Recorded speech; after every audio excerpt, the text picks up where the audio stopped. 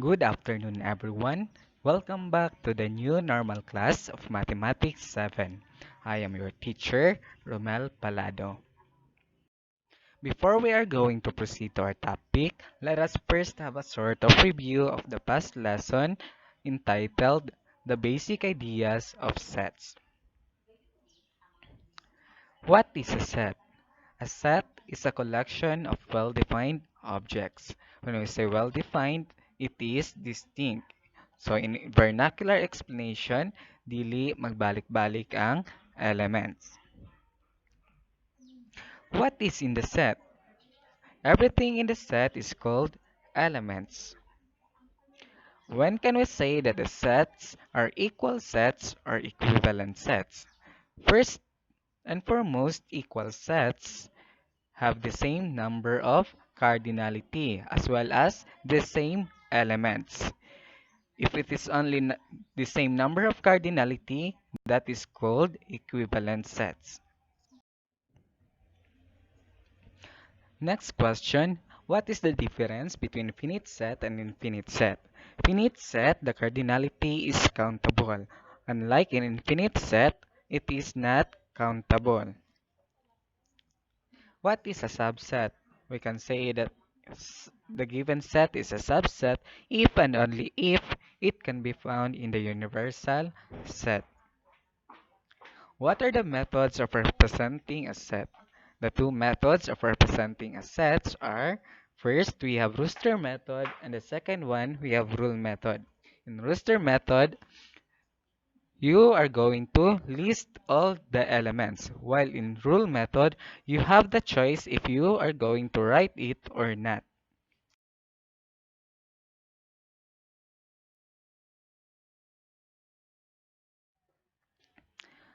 Now, our topic for this afternoon is all about the operations of sets. May I present to you first our objectives for today's discussion. First, define and describe the complement of a set. Define and illustrate the union and intersection of a set. Use a Venn diagram to represent sets, subsets, and set operations. And lastly, we have to solve problems involving sets. So, you should listen carefully. Did you know Isaac Newton is the one who first discovered the color of the rainbow? According to him, there are three primary colors: yellow, red, and blue. If you are going to mix the two colors of the primary color, you can produce another color. For example, if you are going to mix yellow and red, so the outcome will be orange. Another mixture, red and blue, the outcome is violet. And if you mix yellow and blue, the outcome is green. That is according to Isaac Newton.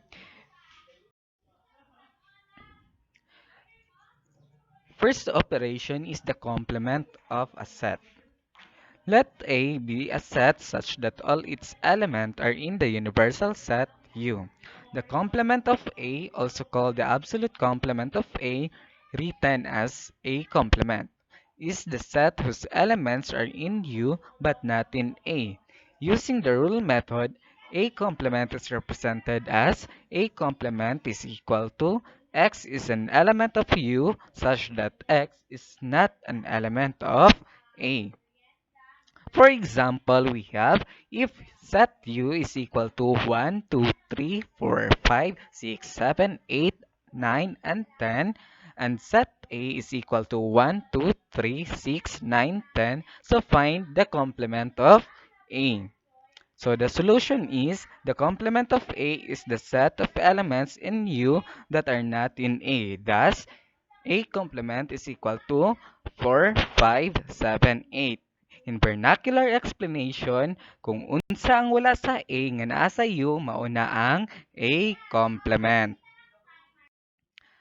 The second operation is set difference.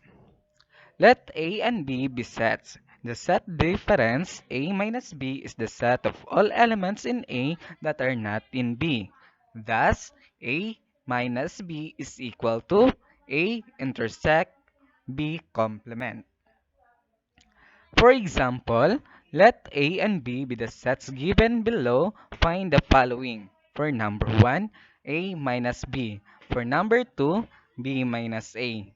If the given sets A is equal to charity and set B is equal to faith. Now, here's the solution. You collect all the elements in A that are not in B.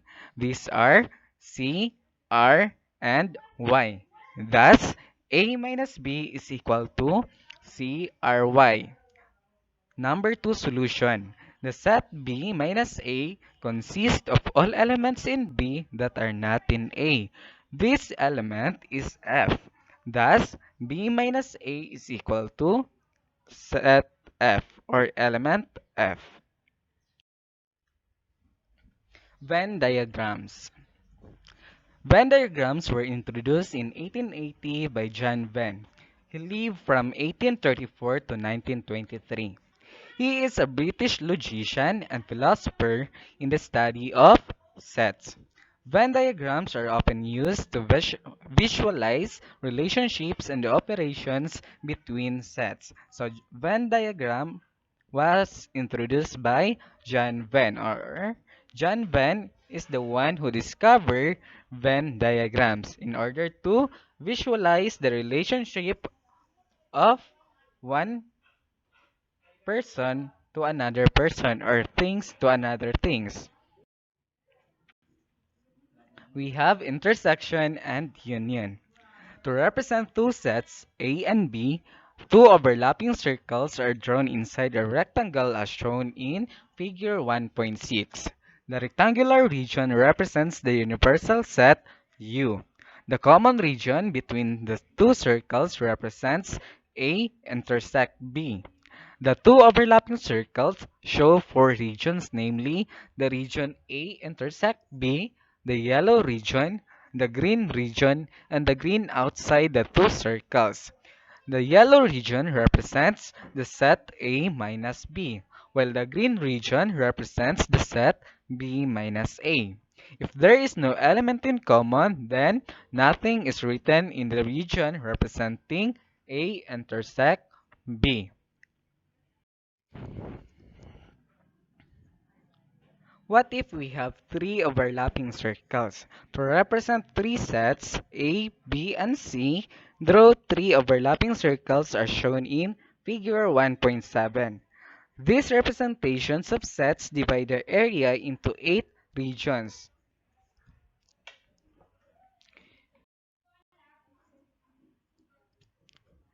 So draw a Venn diagram and shade the region represented by each set. If we have for number 1 A complement and number 2 we have A union B.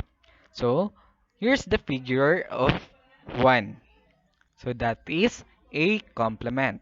For number 2, that is A union B. You are going to shade A as well as B. So that is union. Number 3, A intersect B, and number 4, A minus B. So in number 3, the diagram shows the intersection. So you are going to shade only the part that the A and B shared, or their intersection, or their common.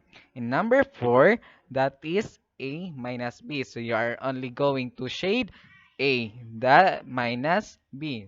So you are not going to shade their intersection because that is still part of B. Number 5, B minus A. So the same as number 4, you are only going to shade a part of B.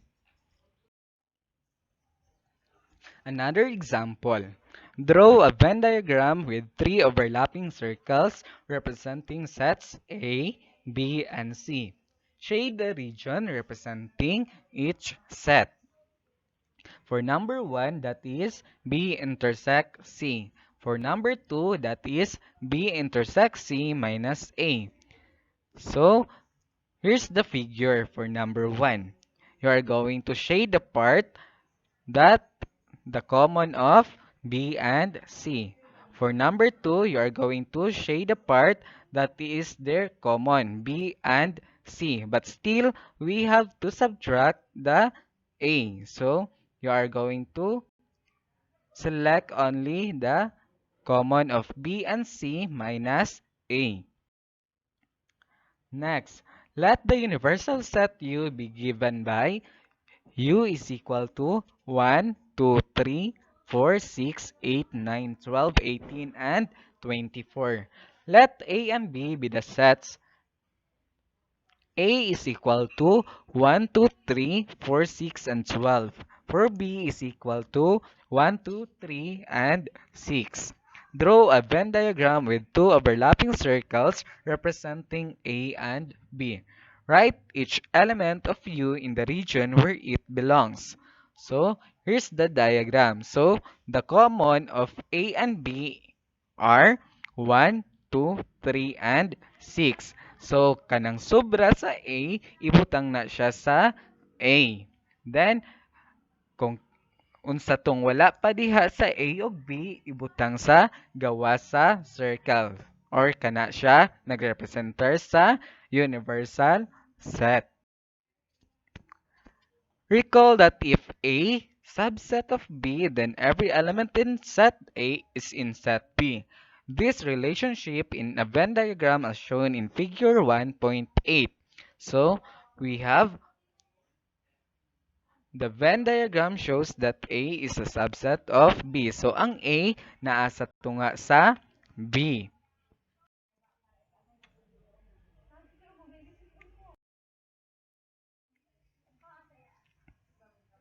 Okay, the sets A and B have no common element because they did not overlap each other. So the diagram looks like in figure 1.9.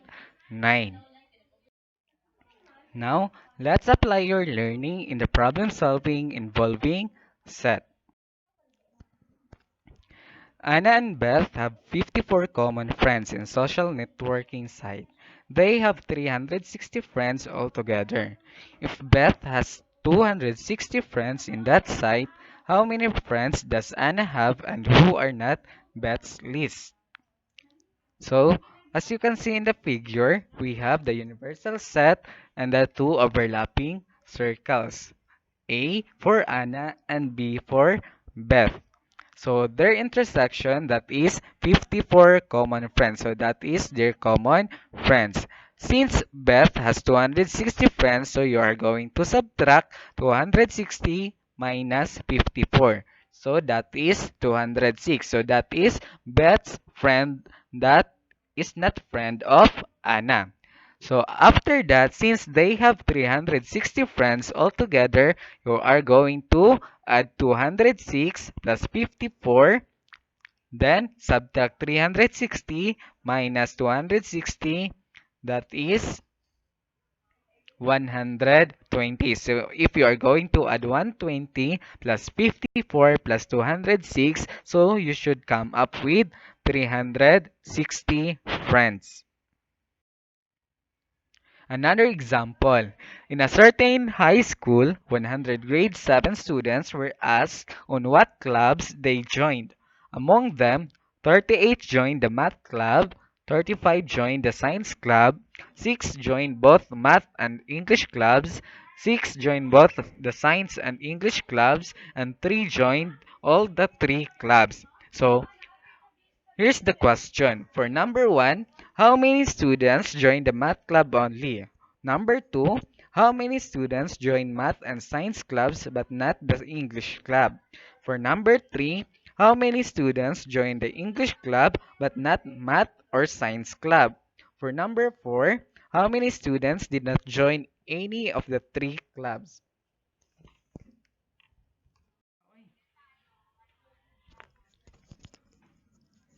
So here's the solution we have. For number one, 27 students joined the math club only. For number two, 3 students joined math and science clubs but not the English club. For number three, 24 students joined English but not math or science clubs. For number four, 7 students did not join any of the 3 clubs. So here's the diagram.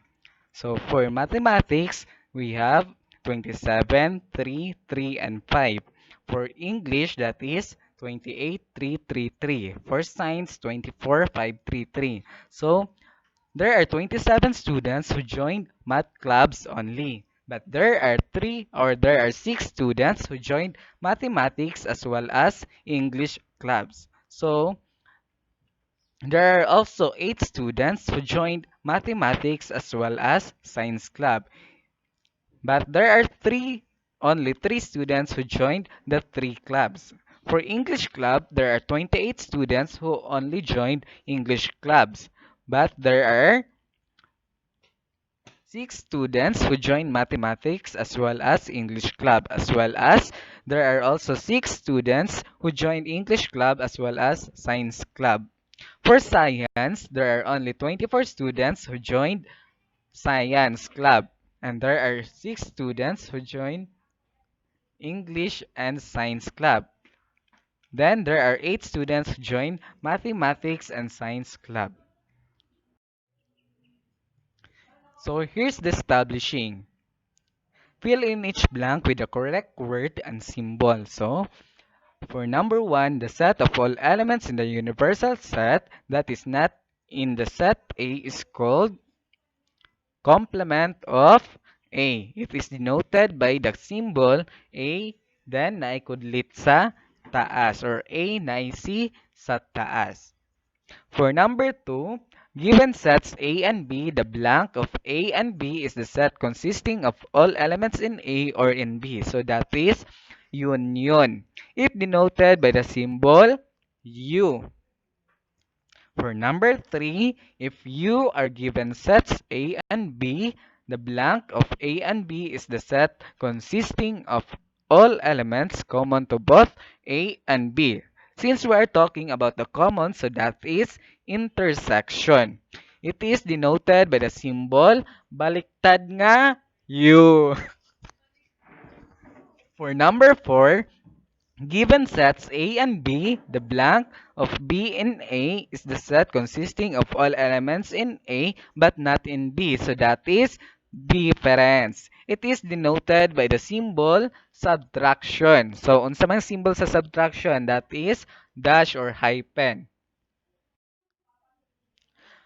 So if you have any queries or questions or clarifications about our topic for today, you may contact to my cell phone number 0930-680-820 and 9. So please do the activity 2 entitled Operations of Set for your final output, or you may log in to our web page of e-learning. So you can see the link below. So please stay safe. God bless. So good afternoon.